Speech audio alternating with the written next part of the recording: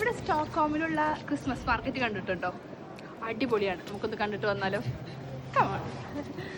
എല്ലാവരെയും പറ്റിച്ചേ Christmas market കാണിച്ചിട്ടാന്ന് പറഞ്ഞിട്ട് നേരെ പോയത് ക്രിസ്മസ് ട്രീ കാണാനാണ്.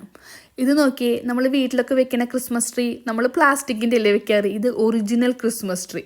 ഈ ട്രീ കാണുമ്പോൾ നമ്മൾ വിചാരിക്കും ഇതെല്ലാം സെയിം ആണെന്ന്. പക്ഷെ അല്ല കേട്ടോ. ഇതിൻ്റെ ലീവ്സ് ശ്രദ്ധിച്ച് മനസ്സിലാവും ഇത് ഡിഫറെൻറ്റ് ടൈപ്സിലുള്ള ക്രിസ്മസ് ട്രീസ് ഉണ്ടെന്ന്, അങ്ങനത്തെ മരങ്ങളുണ്ടെന്ന്. ഇവിടെ കൂടുതൽ ആൾക്കാരും ഈ ഒറിജിനലാണ് വെക്കുന്നത്. ഈ പ്ലാസ്റ്റിക്കിൻ്റെ അധികം യൂസ് ചെയ്യില്ല എന്ന് തോന്നുന്നു.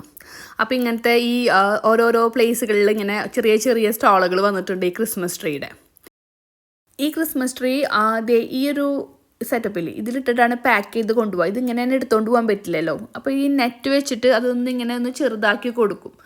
പക്ഷെ നമ്മൾ ചെന്ന സമയത്ത് ആരും വാങ്ങണ്ടായിരുന്നില്ല. അത് കാരണം ആ പാക്കിങ് നമ്മൾക്ക് മിസ്സായിപ്പോയി.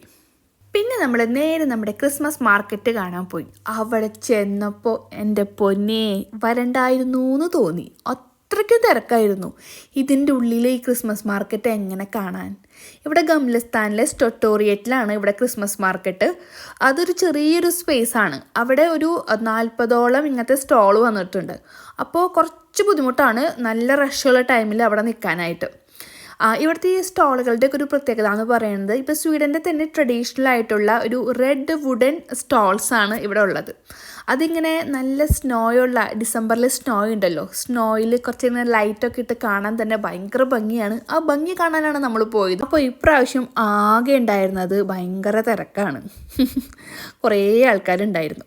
പിന്നെ ഇവിടുത്തെ ക്രിസ്മസ് മാർക്കറ്റിൽ അവർ കൂടുതലായിട്ട് ഇങ്ങനെ സെയിൽ ചെയ്യണത് ഇവിടുത്തെ Swedish craft, hand made products, ഈ ക്രിസ്മസ് ഡെക്കറേറ്റീവിനുള്ള ഐറ്റംസ്, പിന്നെ ഇങ്ങനെ ഡിഫറെൻറ്റ് ടൈപ്സിലുള്ള ഫുഡുണ്ട്. ഇങ്ങനെ ഡിഫറെൻ്റ് ആയിട്ടുള്ള സോസേജുകൾ, ചീസ്, നട്ട്സ്. ഈ നട്ട്സ് വാങ്ങാമെന്ന് ഞാൻ എന്നോട് പറഞ്ഞപ്പോൾ അവൾ പറയാം ഇതൊന്നും വേണ്ട, നമ്മുടെ വീട്ടിലുണ്ടത്.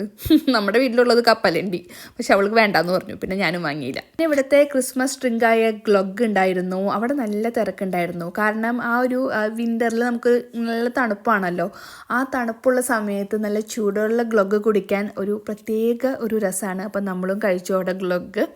പിന്നെ നമ്മൾ സാധാരണ അവിടെ ചെയ്യാറ് ഈ പറഞ്ഞ സോസേജ്, ചീസ് അതൊക്കെ അവർ ട്രൈ ചെയ്യാൻ തരും. അതിൻ്റെ ടേസ്റ്റ് നമുക്ക് ഇഷ്ടപ്പെട്ടാൽ വാങ്ങിയാൽ മതി. അപ്പോൾ അതൊക്കെ ചെന്ന് ട്രൈ ചെയ്ത് നോക്കുക. നമ്മളങ്ങനെ അവിടെ നിന്ന് പിന്നെ വേറെ ഒന്നും വാങ്ങാറില്ല. ഈ ക്ലൊഗും ഈ ട്രൈ ചെയ്യലും മാത്രമേ ഉള്ളൂ. പിന്നെ ക്രിസ്മസിൻ്റെ ഡെക്കറേറ്റീവ് ഐറ്റംസൊക്കെ ഉണ്ട്. അതൊക്കെ ഇങ്ങനെ കാണാൻ നല്ല ഭംഗിയാണ്. പിന്നെ ഈ ക്രിസ്മസ് മാർക്കറ്റിൻ്റെ ഓപ്പോസിറ്റ് നോബൽ പ്രൈസ് മ്യൂസിയം ആണ്. അപ്പോൾ ക്രിസ്മസ് മാർക്കറ്റ് കാണാൻ വന്നാൽ നമുക്ക് നോബൽ പ്രൈസ് മ്യൂസിയം കൂടി കാണാം. അതുകൊണ്ട് തന്നെയാണ് ഇവിടെ നല്ല തിരക്ക് വരുന്നത് എല്ലാ സമയത്തും.